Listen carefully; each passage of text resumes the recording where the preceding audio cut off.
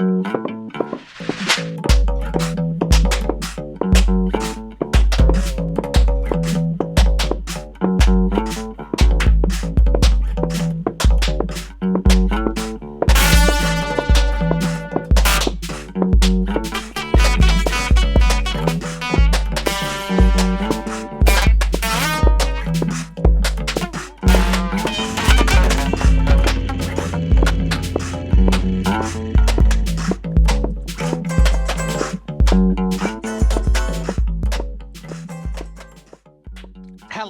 welcome to the latest instalment in Pop Screen's Bowie month. We are that part of the Geek Show podcast network that likes to cover the good, the bad, and the befuddling of movies, either starring by or about weird aliens looking for water on Earth to bring back to their home planet.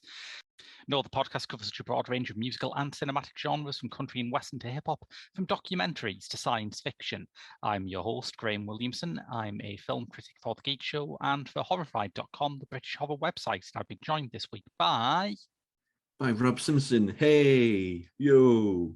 Hello there. It was in an advert, and I thought that person who did that advert thinks hip-hop's still in 1992, and I thought, oh, isn't that sweet? Where can people find you, Rob?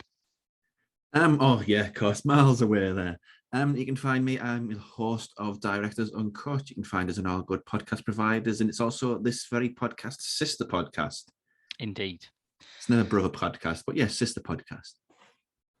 So yes, it's never brother podcast, isn't it? That's quite weird. Yeah. But we are in the absolute control centre, the dark heart of Bowie month right now, with one of his very few leading roles, Nicolas Roeg's 1976 science fiction feature, The Man Who Fell to Earth, a film about which I mean, this sounds like a big boast, but I think I know everything about this film. That is a big boast, yeah. Other than what the shit it's about, actually. I forgot that bit. But everything else, I think I'm pretty clued in. I think it's one of these movies like a Lynch movie where you can bring your sort of own readings to it. Mm-hmm. Which makes it quite an interesting and cool movie, I think. Yeah, because the part of what I think about when I think about The Man Who Fell to Earth is that anecdote that patron saint of Bowie fans, Adam Buxton, said once, which is that when he was young, his mother said there was a film on television. It looked a bit like Star Wars, but it had that pop star in you liked. So they sat down and watched it together, which probably wasn't the best decision. No, I mean, it looks like Star Wars. That's a bit of a leap. I think that's like old British person talk for it's got aliens in it. Yeah, I think maybe for 3 minutes. Tops, if that. But he got him through the door, so. Completely, yes. And it was no doubt a very uncomfortable watch for young Adam, as he himself said. You even see his laughing gnome in one scene. It reminds me of when we did Cinema Critic together. We had one question about awkward movies to see with your parents. Oh boy, yeah. This would be a good one, but I remember a friend of the pods then, Swarte, said he watched Black Swan with his mother, which I think is always something that we always remember. Well, that's kind of the same thing as the same problem that Adam Buxton's mum had, in that it was almost certainly sold to her as a movie about ballet. And I mean, it is, but I mean, this is technically a movie about David Bowie.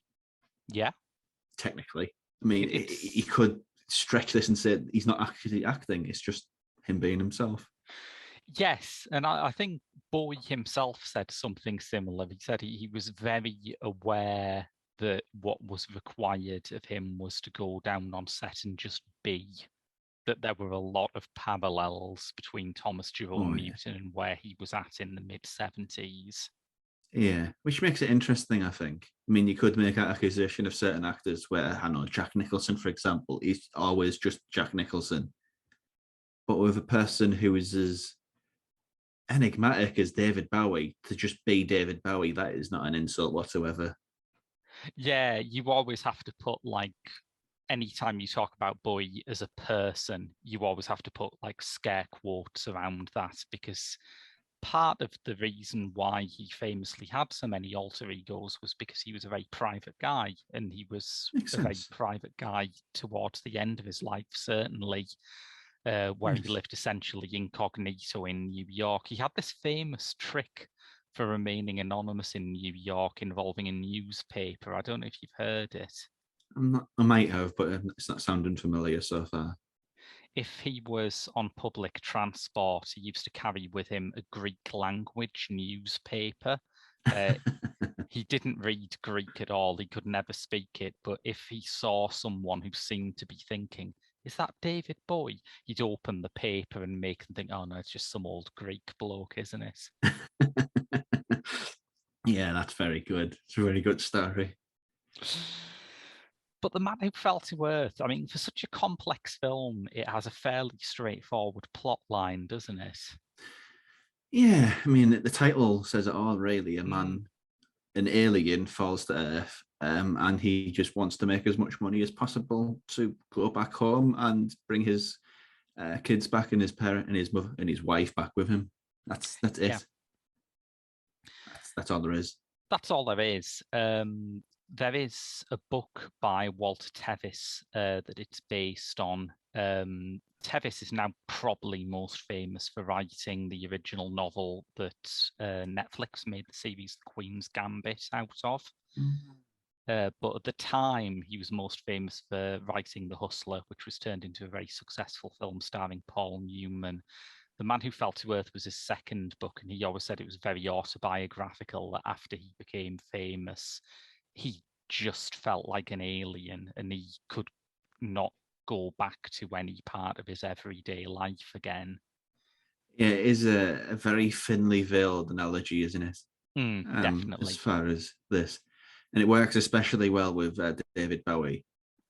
He's from like North London, isn't he? Just a David Jones from North London, humble boy, who Marlon became big.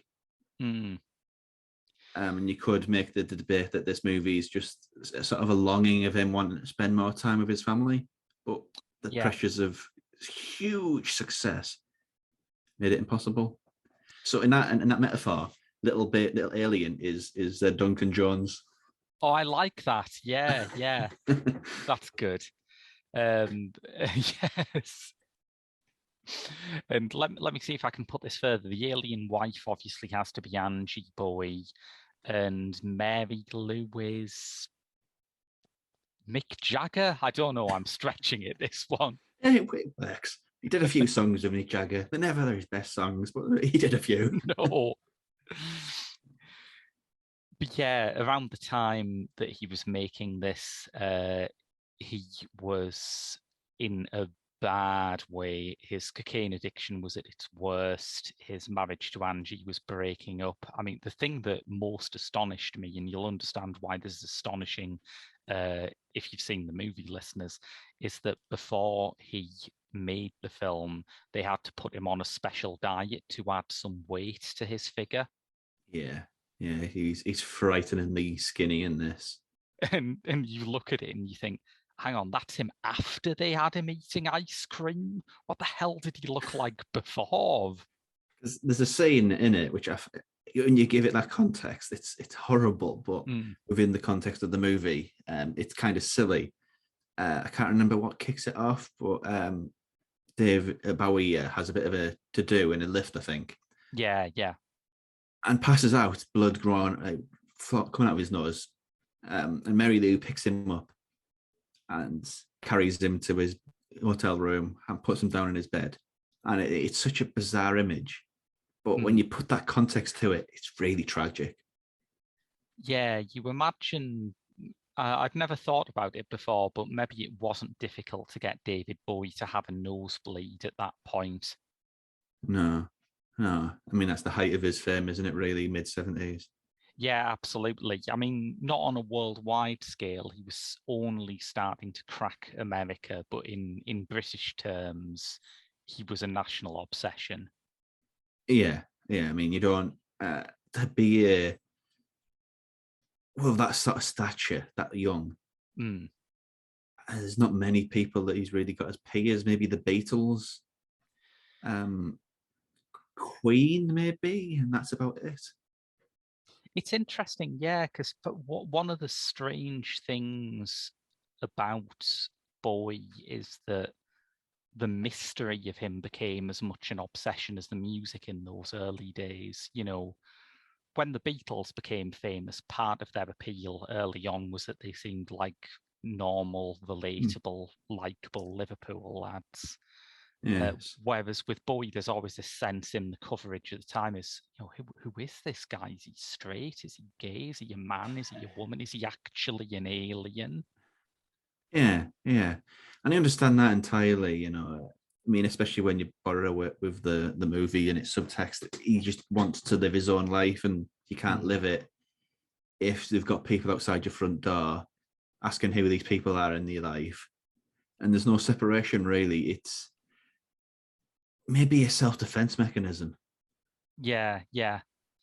I think that Bowie at the time was very interested in spectacular burnouts. You know, a lot of the influences on Ziggy Stardust were people like legendary Stardust Cowboy, that kind of novelty rock and roller who he borrowed the name from, who, I mean, these people were genuinely mentally ill and they couldn't hold a career together.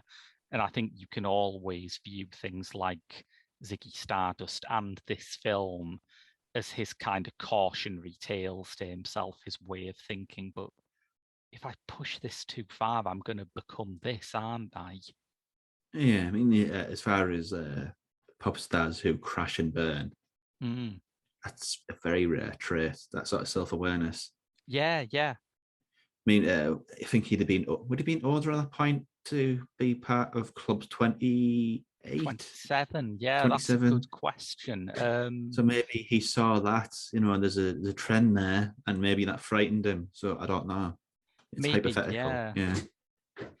Yeah, that's a good point. There's a documentary that was released in 1973, which, according to Roeg, is exactly why he was cast in this role. That they'd been going through loads of actors and loads of non-actors. The novelist Michael Crichton was Roeg's big left field swing for the role of Thomas Jerome Newton. But it's not about like dinosaurs or robots going insane and eating everybody. That's his go-to. I mean, maybe that's why he would have worked. Maybe Rogue would have just said, "All right, Michael, try not to think of a theme park going crazy," and he'd just been stood there like that. That would have been how we'd get the alienation across. He would look so confused. Yeah, yeah. That's an interesting casting decision. They were desperate by that point. I think it's fair to say they'd thought early on in the process they'd been thinking about Peter O'Toole and Robert Redford, but the budget was nowhere near enough to accommodate them. Maybe not Robert Redford. That had been too much, I think. I think so too, yeah. And I really like Robert Redford, but I think part of what's great about The Man Who Fell to Earth is that it is a disguised movie about what it's like being an Englishman in America. Yes, yes, it is, which is terrible. Because he's manipulated every single way, isn't it? Yeah. I can't remember something that Rip Torn says.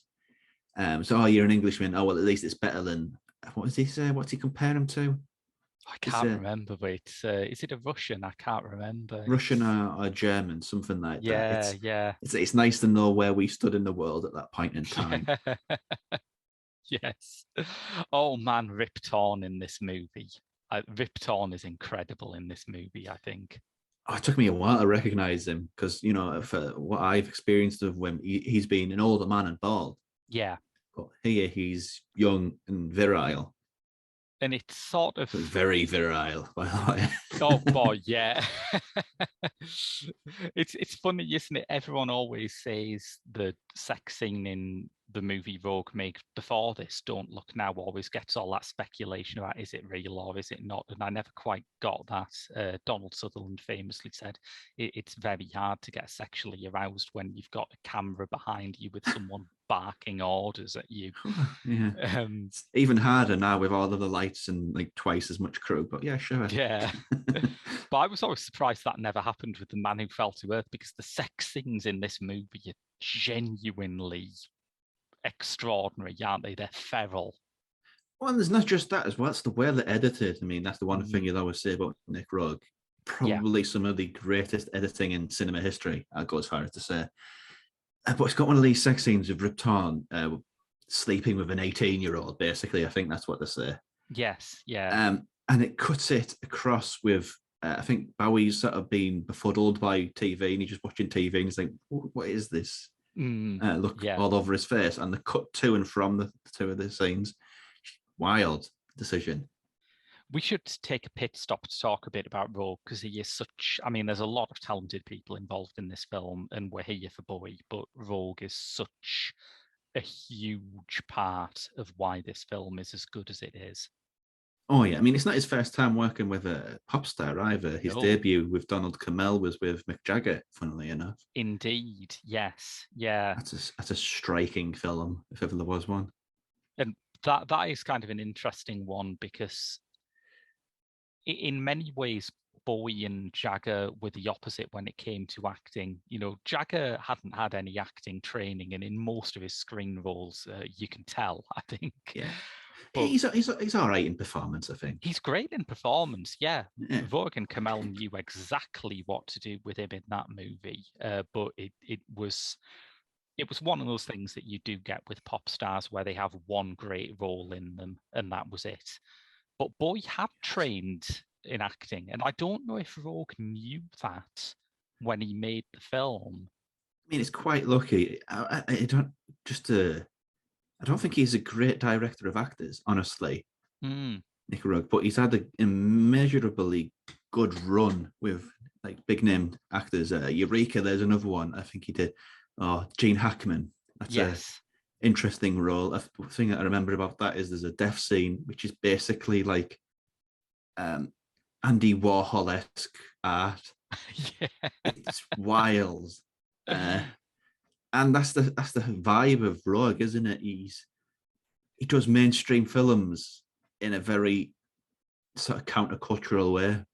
Yeah, it feels like they're going out of control, and that I read an article. I think it was Graham Fuller's piece for the Criterion edition of this, but I read an article about this film, and it made a connection that I just slapped myself for not getting to before, because he compared this film to Alan Resnais.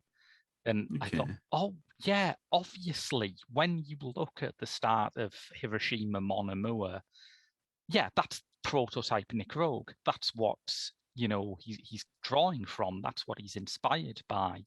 And it's so obvious now he said it, but I never got it. No, I haven't seen, I don't think I've seen many Renee. I think I've seen Late Korea.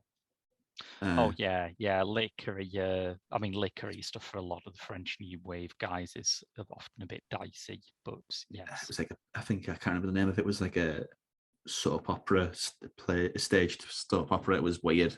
But Hiroshima Mon Amour, I think if that's being compared to Liz, I need to watch that then. Yeah, I think the thing with Rene is that he basically reinvented cinema grammar forever with his first couple of features. And then after that, he must have just thought, shit, what can I do now? And as you say, he tended to make films that looked like average soap operas for a while. When you've mastered it, where'd you go? Yeah. Yeah, I mean, Nick Roeg is Don't Look Now as well.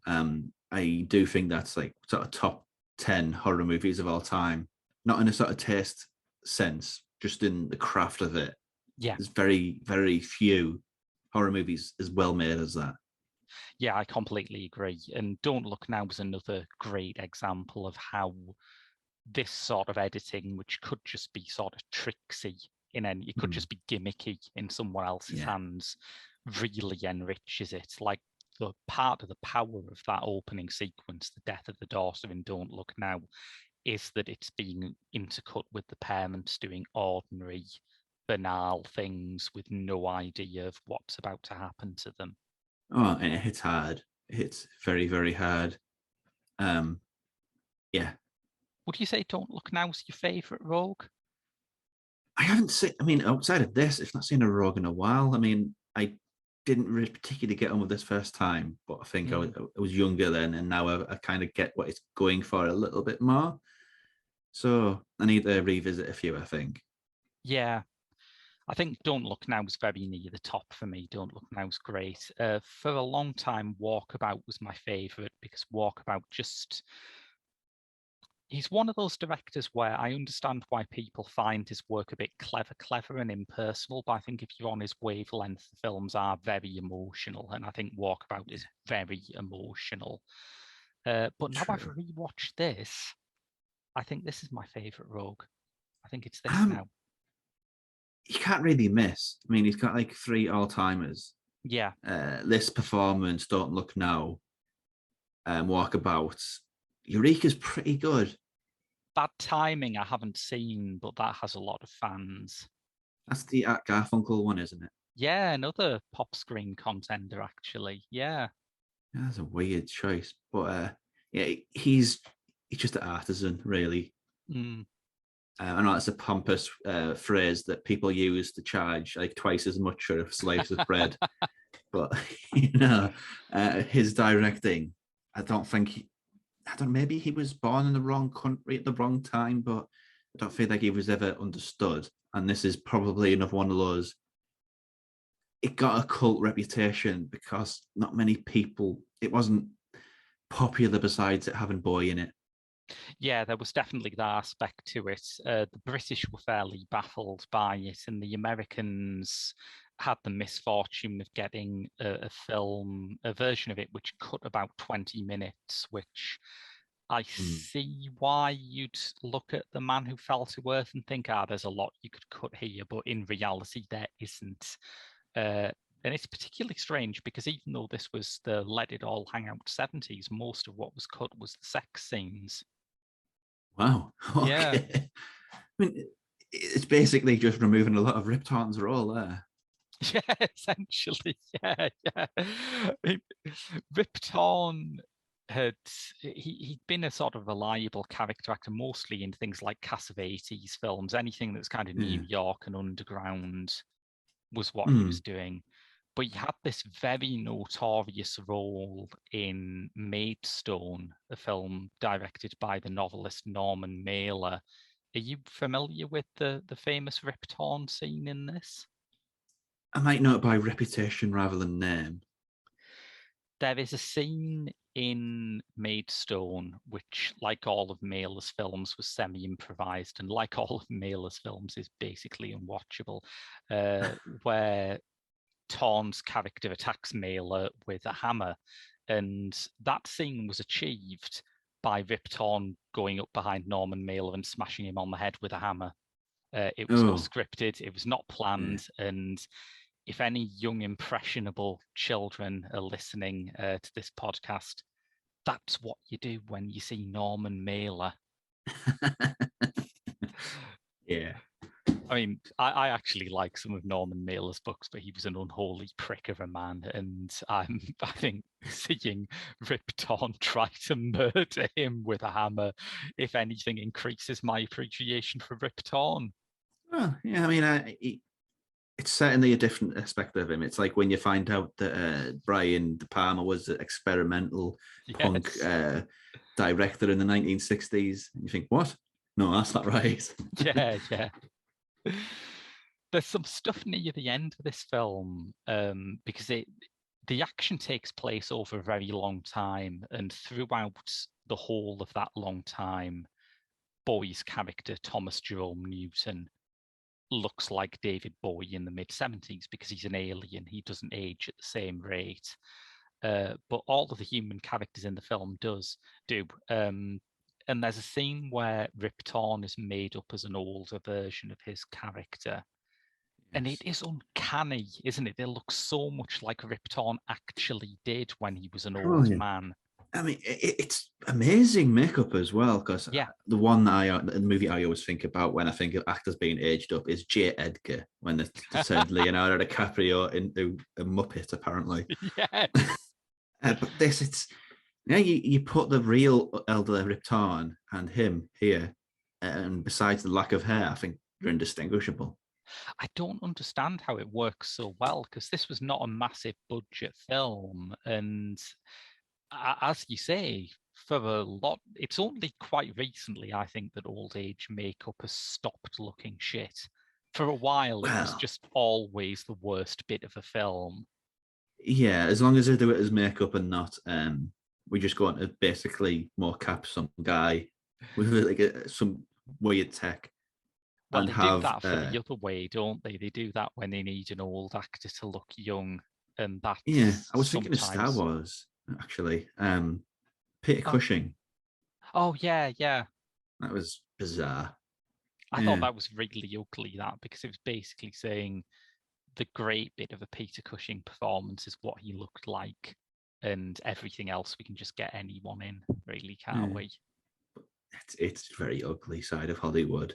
Yeah. But I think this is just not really Hollywood, is it?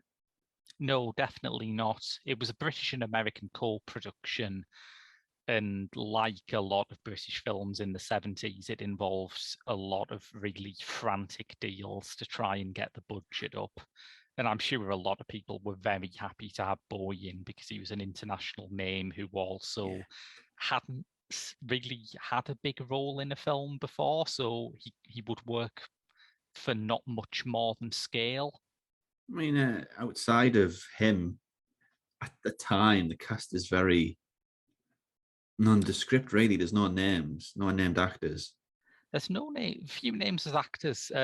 Candy Clark had just got an Oscar nomination for her supporting role in American Graffiti before this. But yeah, other than her, you have Rip Torn, who, as they very well known now, but mostly did very small experimental films Yeah. back then.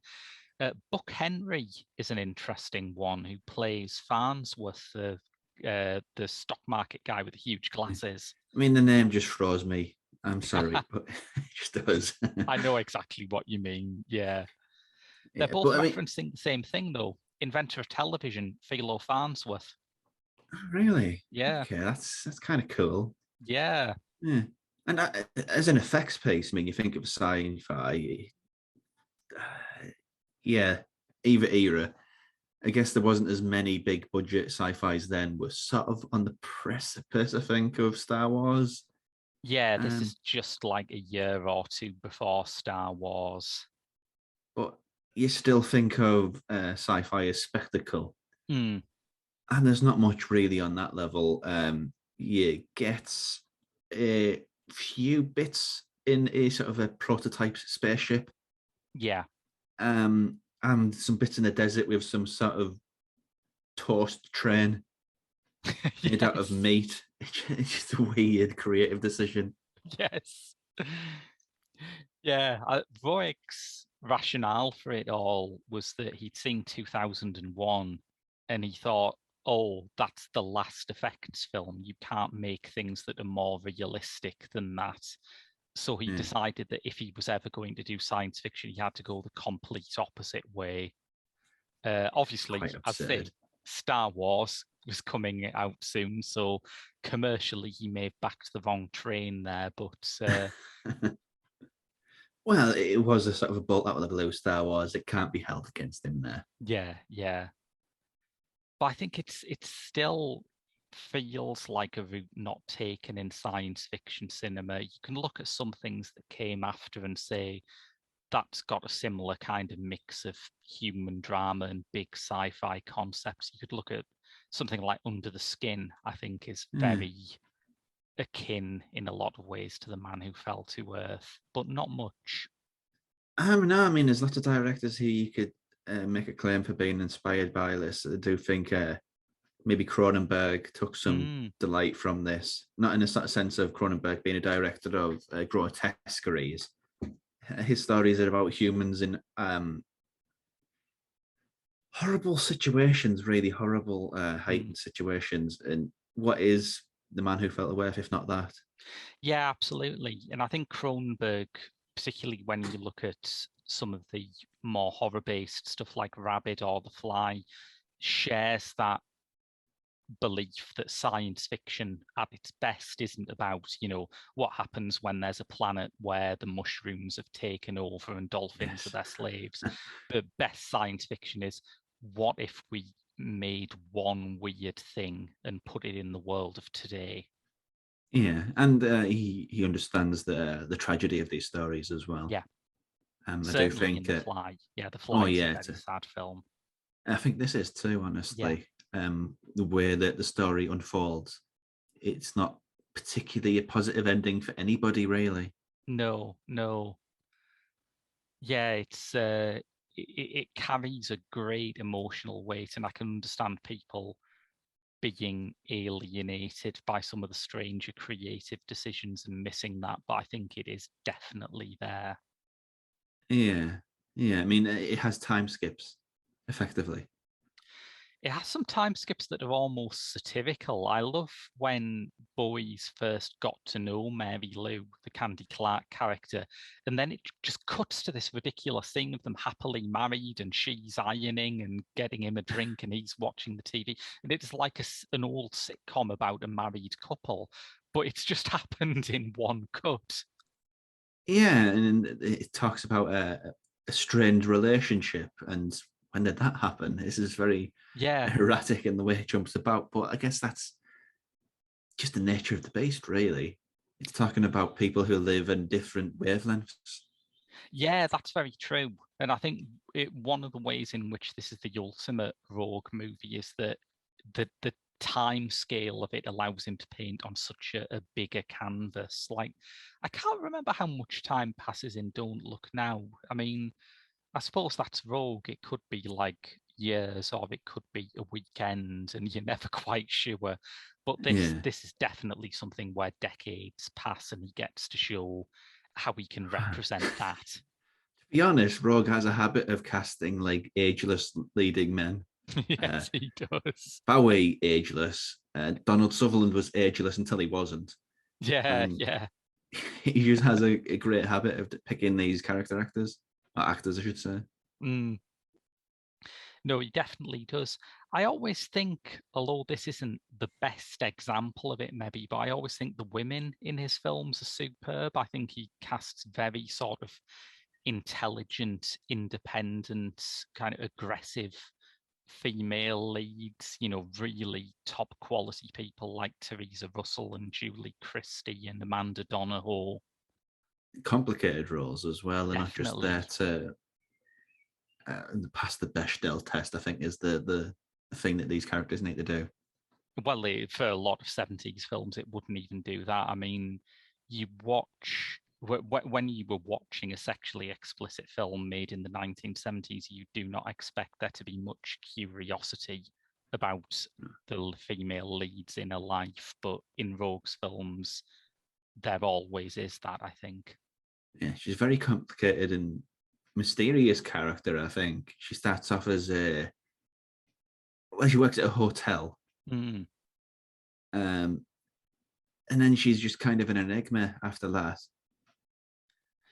Yeah, But because she always wants more, but she's fighting constantly with everybody around her to get more. Not in a sort of a financial sense, just in an emotional sense. yeah, definitely in an emotional sense. And a lot of the strangeness of the storytelling is because it is tethered so closely to Thomas's perspective, where the very normal human things that Mary Lou is asking for, like, say, a husband who is emotionally available and doesn't act like a weirdo watching a huge bank of TVs and screaming every night, are totally incomprehensible, because to Thomas, this is the normal reaction. Yeah, very interesting character, I think. Yeah, I think there's a danger with The Man Who Fell to Earth that you can spend a lot of time just saying, it's a film about, and whatever you say after that, you're right, because it feels like Yeah, it encompasses everything. much like their shoot horses, don't they? There's that's that sort of all-purpose satire too. Oh, I still haven't seen that. I must get round to that. Brutal film. So I think on that level, Man Who Felt Worth is a lot more watchable. Well, not watchable, enjoyable, I guess. Yeah, yeah. And another one though is the corporate satire. It is, I guess. Yeah, I was going to say it's in some ways a film about capitalism. Like capitalism, record labels, how this hot young thing, David Bowie, comes out of nowhere, has all of these great ideas, including some, I don't know, one of his technological innovations is a new form of music, which is like this weird cylindrical speaker thing. Mm. And music is printed on a ball. You put the ball in the middle of the cylindrical speaker, and hey ho, done. So you got this, a new tech guy who comes out of nowhere, and all the big wigs eventually make money off him. But when he wants to do something for him, it's like, oh no, we got to kill him, and Yeah, everybody he knows. yeah, It's savage. they really go for it. Yeah, as Farnsworth will attest, Newton is not the only man who falls to earth in this film. No, he is not. And there's also a bit with a kind of weirdly shot, but there's also like a weightlifting thing. Oh yeah, It's yeah. through out of a window. I'm not great on technical terms like that, but it's through out the window, and stuff happens. Yes. Yeah, and the technological innovation that always strikes me when I rewatch it is that Newton pioneers commercial space flight. Yes, he does. He's Well, like Elon Musk, except not as weird and creepy. there was an Amazon guy, Jeff Bezos, didn't he do it as well? He did, yeah, in a spaceship that really did look very much like a butt plug. It did, and he's more human than both of them. Is Newton? Yes, he is. Yeah. Which is saying quite a lot. I mean, in Britain, the association was always Richard Branson, that Richard Branson was our guy who always used to go on and on about how we'd have passenger flights to Mars by the end of the decade. And he is a tragic figure now, doesn't he? Yeah, he's just hateful. All that Honestly, money you spent privatizing public services and making them shit, and it couldn't even get you into space. no. Straying into politics there, though, so be careful. Yeah, that is what the big one that got me, the corporate satire, because it's not what you'd usually associate with it, really. No, Especially at this point in David Bowie's career, he's capitalism. I don't want to say it like this, but it sounds really harsh. But capitalism kind of made him. Yeah, I mean, you can see satirical aspects in Bowie's work, particularly that there were some things on The Man Who Sold the World, a title that I always get confused with this, that have a kind of satirical aspect. But I think most people miss that because all of the gay Martian bringing about the apocalypse stuff was more grabby, I guess. Yes, I mean he is kind of sexually ambiguous as well in this, isn't he? He does take a wife, but he doesn't really seem that bothered either way. Yeah, absolutely. And there is a sort of, I can't remember the exact line, but there is a line in it that says that Newton is essentially bisexual, but he's bisexual because it's like he's being asked to mate with a completely different species. Once you've done that, the gender is not really important. Yeah, it doesn't matter where the bumps and lumps are, it's all the same to him, coming from Yeah. miles and miles away. It's also an interesting little thing about that. He implies that he's not the first. That scene in the desert with Rip Torn. It's a great scene. It's so strange, and I suppose what I like about it is that it exists to open up questions that the movie is not interested in answering. I think Roeg appeals to me because he thinks that that is actually good. You know, it's good if you go out of a movie wondering about things. Yeah, I mean, which other pop stars could he be referring to? I don't know. Well, Take your pick, really. Yeah. But yeah, I do like that. One of my bugbears of cinema is you go in and you think, yeah, that cinema exists, that movie, sorry, exists within the walls of that movie. So when it started, the world began. When the movie ends, the world finishes. Little touches like that, clever story writing, I think. Yeah, definitely. It feels novelistic, and I don't just mean that because it's adapted from a book. I think there are plenty of films that are adapted from novels that do, as you say, have that feeling of let us just go through the plot and then this universe ends. This Yeah. really feels big and baggy and broad ranging. Yeah, I mean, and the story doesn't even finish. Yeah. At the end of the day, it has a little bit of a conversation at the end, which probably is anticlimactic. Maybe, I don't know, but it still implies that the story goes on.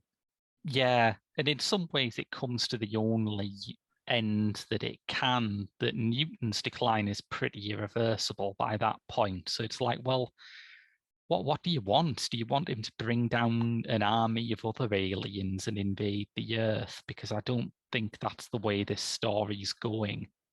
No, no, I mean, it subverts a lot of things, really. The biggest left turn for me was when you think of these movies where an alien is among us, and the whole idea is the military want that alien so they can do put stuff and experiment, basically. Yes. And they do that here, but it's a weird set of scenes there. It reminded me very much, I think partly because, it's the same era, but it reminded me very much of the famous lumbar puncture scene in The Exorcist, Yes. which is So, also another scene in a movie that's full of fantastical and horrific stuff. But maybe the creepiest bit of both of those movies is the depiction of completely normal medical procedures. I mean, the thing that, in this case, the thing that got me most was when he was trying to remove the bits in his eyes. Yes. It's just, ooh. It's very nasty, the eye stuff in this. It reminded me a bit of the only other time that I've ever seen anything like that is in the Roswell alien autopsy film, where there is That's a a bit left where field. they take the corneas off the alien's eyes. And I did wonder if maybe the guys who faked that were big fans of the man who fell to Earth. Maybe. It sets it up both ways, doesn't it? I mean, the first time you see him the first time Mary Lou discovers he's an alien, Yeah. he doesn't hide it. He's just laying in bed, basically.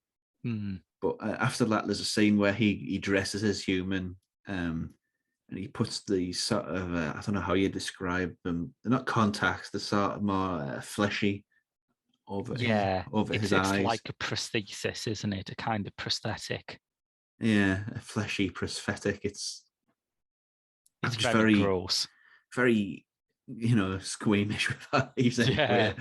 But at least it's not opera. But still, yeah, it's really gruey as well, and that's effectively all he does to transform from alien to human.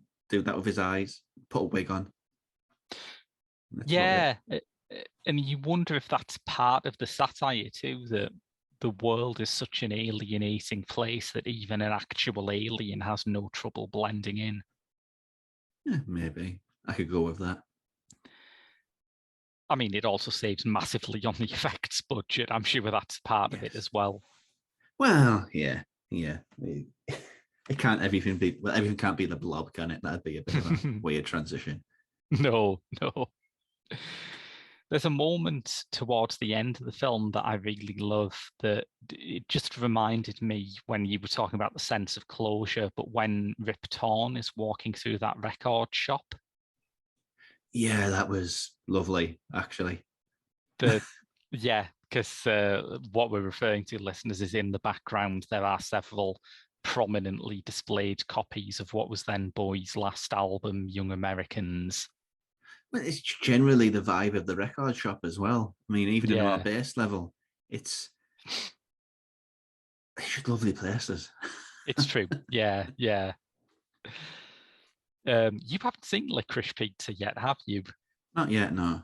I think its 70s-ness and its rambliness will appeal to you greatly, I Oh, think. cool, cool. But yes, I just love that Young Americans appearance because it's like saying, all right, the spell's broken. You're about to go outside to a world where David Bowie is actually a pop star. And it doesn't hide it either. I mean, there's that in the background as well, and there's we're pretty deep into spoilers here. Oh yeah. But David Bowie sets a record out called "The Visitor." Yeah. For Rip Torn to find. It says, yeah, I found it, didn't really like it, but then again, it's not for me, is it? So I'm like, they're being quite clever there. Clever. Yes. I don't know there. Because it's literally not for him, of course. I suppose it's the twist of the film, although that feels a bit crude. But he's recording it so that radio waves will carry it back out to his home planet, which is there aren't many science fiction films that really get into that horrible fact that if you are going to go to a different galaxy, you are going to have to face the possibility that you will never see anyone you know ever again because of the time dilation. Yeah, here's the thing as well. I mean, in the 1970s, I don't think it was quite as prevalent as it was now, obviously. But it's a movie about global warming as well. Yes, yeah. Which is I mean, it talks about water. He's come to this planet for water as well. And just, I think this is a very intentional way of shooting it from Roeg, but he shoots people drinking like it's the most wasteful activity in the world. He does, yeah. And it's wild. I love it. And there's an irony to it too, that as soon as Newton touches down on Earth, he ends up in the New Mexico desert, which is it's partly that sort of Englishman abroad vibe again. You know, what's the weirdest landscape that you can shoot David Bowie walking through? Well, it's you know, a Western landscape, a cowboy movie landscape, but there's also the irony that he's traveled however many light years to get water, and he's landed in the desert. I mean, that's sort of sets the tone for the rest of his mission. I mean, I don't even know if it was intentional, but it's one of those contexts that's added in the time that you watch it, I think. Yeah, apparently in the Tevis novel, which I haven't read, it makes it clear that the water supply on Newton's home planet was destroyed by nuclear war. But I think they're wise to leave that out. I think although the fear of nuclear war is not totally irrelevant now, thank you, Mr. Putin, but it ties it a bit too much to that kind of 60s era he was writing in, I think. Yeah. Well, some 60s sci-fi is a little bit more on the nose than this is, but thankfully, it mostly evades those sort of finger-wagging techniques that those movies adopted. Yeah, there's never a danger that Thomas Jerome Newton's going to turn out to be a metaphor for communists. No. I think that is maybe the one thing that The Man Who Fell to Earth is not about. It is about everything apart from the Red Scare. If you can get a documentary called Room 127 about The Shining. Oh, Room 237, yes. 237. Yeah. I imagine there's enough in here for that too. I don't know. There must be, yes. Yeah.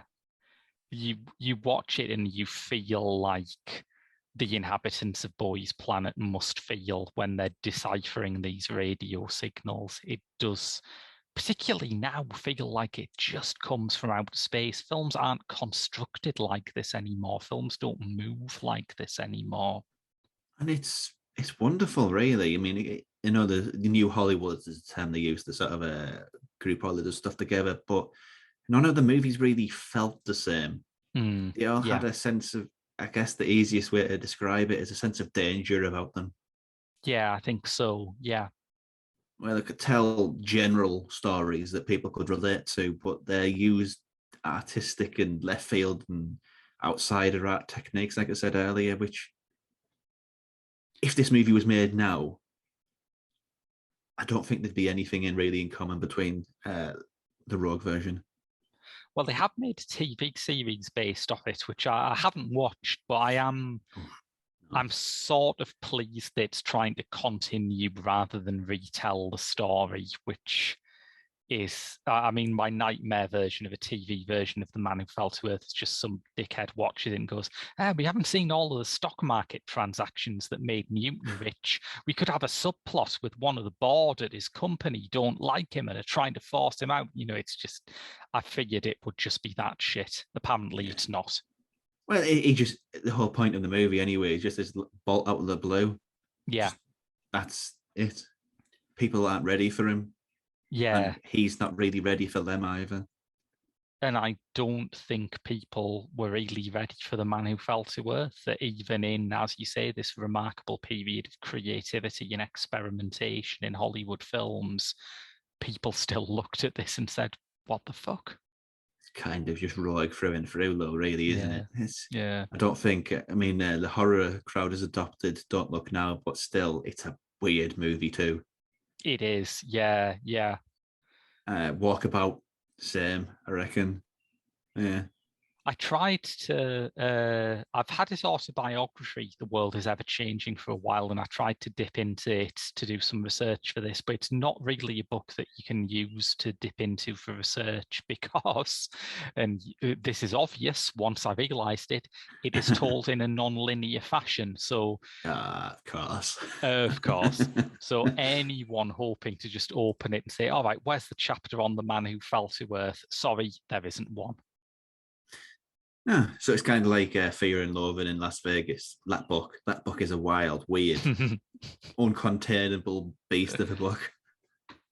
Yeah, absolutely. Yeah. Well, it's like, as you say, it's like Roeg's films that he seems to genuinely have this notion. And from interviews, it is a genuine thing. It's not like something he does because he's just artistically interested in it, but he does think that time is non-linear and he doesn't see things as happening in the order that most of us do. Okay. It explains his movies a lot then, yeah. I think Bowie referred to him as an old wizard, which is firstly testament to the amount of cocaine he was taking, but also sort of makes sense. Yeah. But the fact that his performance turned out so well, Bowie's, I think, is miraculous, really. Yeah, because he's going from zero to being a lead. I mean, he had acted before on stage. He'd done some film stuff, but most people unaccountably don't remember his appearance in a 1969 Lions Made Ice Lollies commercial. For most people, that's a fact, by the way. Okay. Most people would say, understand wrongly but understandably, that his screen debut is The Man Who Fell to Earth, and it's an astonishing debut.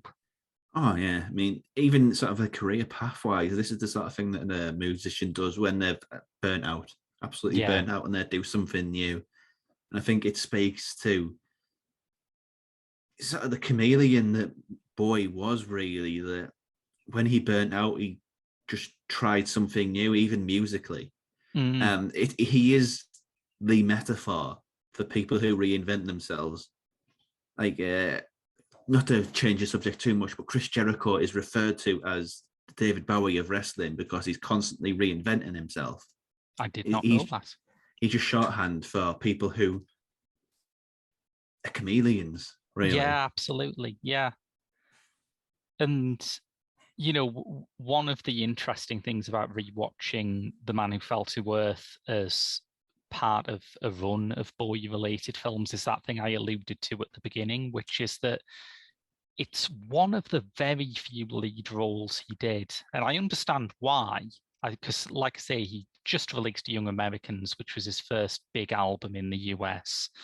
So after this, he's really in a cycle of world tours, which doesn't leave much time to make a film. But it's remarkable seeing him absolutely carry a film. It is something that I don't think we would see again. I mean, even as far as pop star performances, I think it's still one of the better, really. Yeah. Nothing really comes close. And I think part of that is what we were talking about earlier, which is that Roeg was not trying to make a pop star movie. You know, A Hard Day's Night was written as a movie for the Beatles. This was written as a movie for Peter O'Toole. Yes, I think that would have worked still, but I think the contexts that are added by it being Bowie are just to elevate this above and beyond what it probably would have ever been. Yeah, I think he is very canny at using all of the cast, but particularly Bowie's screen personas in ways that are very, very shrewd. But yeah, I like this a lot more second time around, I've got to say. I think I'm going to update my favourite films list on Letterboxd. I think I previously had Walkabout as the Roeg entry on it, but I think I'll make it this instead. Yeah, you've only got one movie per director because it just go on forever. I know, I wanted it to be manageable. Yeah. Yeah, but that would mean that my top 20 would have 2 films starring David Bowie in, because I've got this and Last Temptation of Christ. Wow. Yeah, that's 2 very different movies, isn't it? I mean, that's versatility, isn't it? To play Thomas Jerome Newton and Pontius Pilate. Yeah. He was, like I said, he was a chameleon. Yeah. But yes, if you enjoyed that, you can get a monthly bonus episode of this here very show by subscribing to our Patreon. You can also check out more stuff, including, as we mentioned earlier, our sister podcast. It must be a sister podcast, Directors Uncut at geekshow.co.uk. But Yes. in the meantime, I've been Graham. And I have been Rob. And we'll see you next week with more Pop Screen.